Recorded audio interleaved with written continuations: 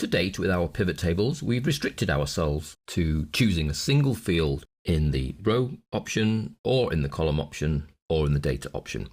We did see multiple fields in the page filtering option, but not in each of the other 3 data areas. Now we can, if it makes sense and looks correct, actually add multiple columns into any or all of those areas. So if we take our data that's in the employees file and insert a new pivot table, so it's selecting the correct data source and we'll have it in a new worksheet, we could actually add town and city into the rows and the marital status into the rows.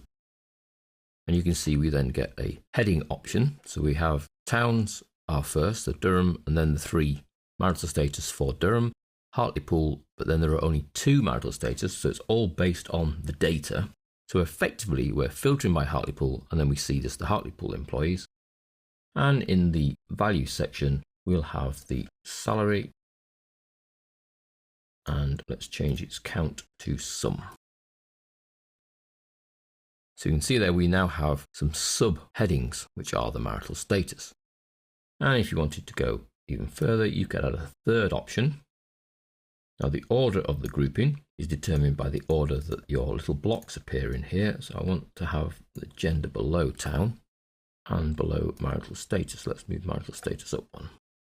So then you can see the filtering on a few levels. We have Durham and its grand total, married and its grand total, the number of males and their grand total, divorced, grand total, and single, grand total.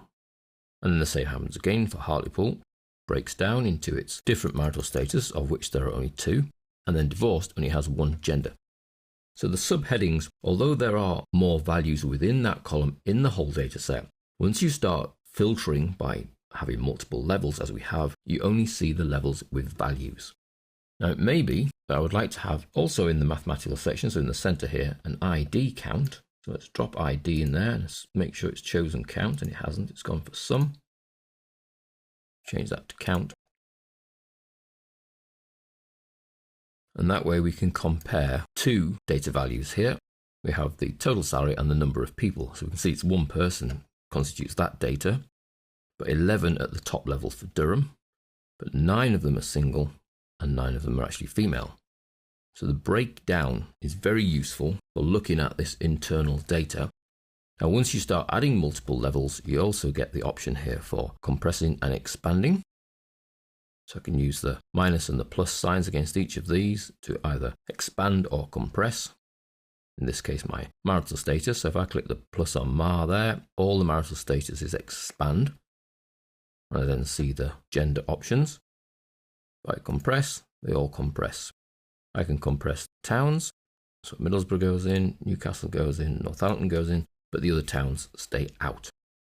So this multi-level grouping can actually be quite useful in a pivot table.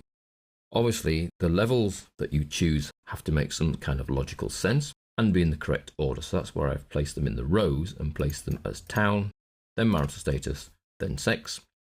And then the values in the middle are firstly summing the salary, which is why I see some salary first, and then counting the IDs. Once you have multiple levels of grouping, you can then expand and contract those multiple levels using the plus and the minus option. Now you can also expand and contract using the Pivot Table Tools ribbon and the Analyze sub-ribbon. Over here we have a little plus and a minus sign. If you hover, one says collapse the field and the other says expand the field. So if I were to choose Durham and then collapse, it collapses all the towns, so everything at that level effectively gets collapsed. And if I click the plus, everything at that level gets expanded. And the same would happen with the marital status for married. I can plus to expand them all or minus to collapse them all. Whereas at the top level, so with the towns, I can actually collapse one town at a time by clicking the plus and the minus sign. But that only happens at the top level, so the outer grouping. At all other levels, when you plus or minus every heading with that same heading, so in this case div, gets expanded or collapsed. If you want all of the towns to collapse, you need to use this minus. Otherwise, just clicking each one does one at a time. So that's multiple levels of row, and you can do the same with columns. We could add in multiple column values in here to get multiple headings going across. What you really need to avoid though is some very complicated pivot tables because you try to drag in too many fields. Usually you would be better looking at multiple pivot tables.